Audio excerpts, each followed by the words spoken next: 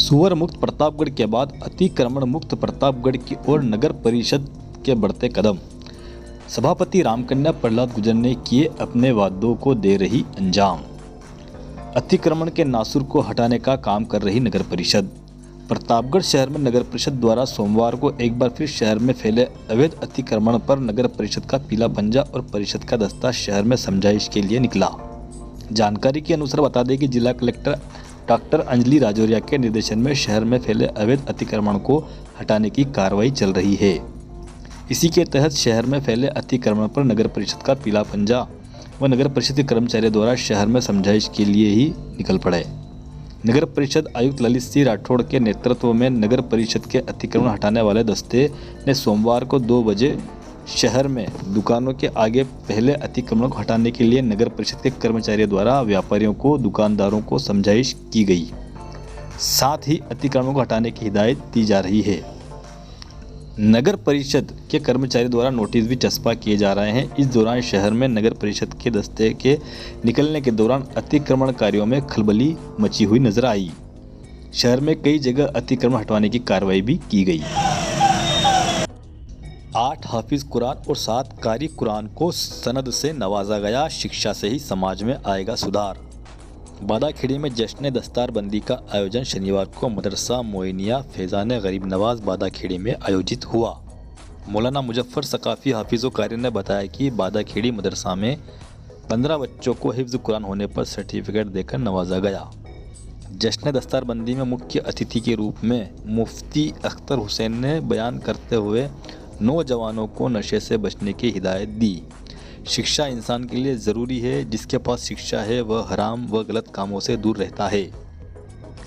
अशिक्षित व्यक्ति बुरे कामों की ओर बढ़ता है, नशा आदि भी करता है। जश्न दस्तारबंदी में प्रतापगढ़ जिले सहित मध्य प्रदेश जिले से भी लोगों ने प्रोग्राम में शिरकत की। इस मौके पर उलमाए इकराम मौलाना यूसुफ निज़ामी मिसबाही, मौलाना अयूब निज़ामी, मदरसा मोइनिया के प्रिंसिपल हाफिज व कारी मोहम्मद हुसैन के ज़ेरे निगरानी प्रोग्राम का समापन हुआ।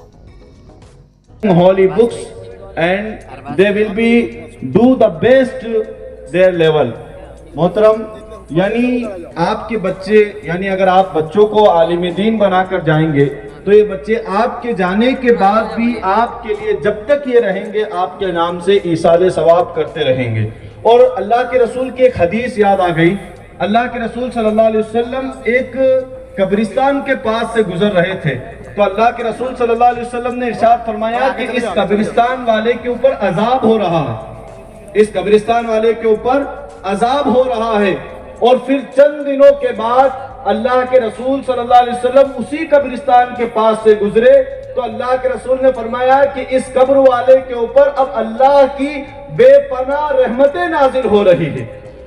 तो सहाबा ने पूछा, या रसूल अल्लाह, इसके पीछे क्या वजह है कि पहले हम जब गुजरे थे तो इस कब्रिस्तान वाले के ऊपर अजाब हो रहा था और अब हम गुजरे तो इसके ऊपर अल्लाह की रहमतें नाजिल हो रही है।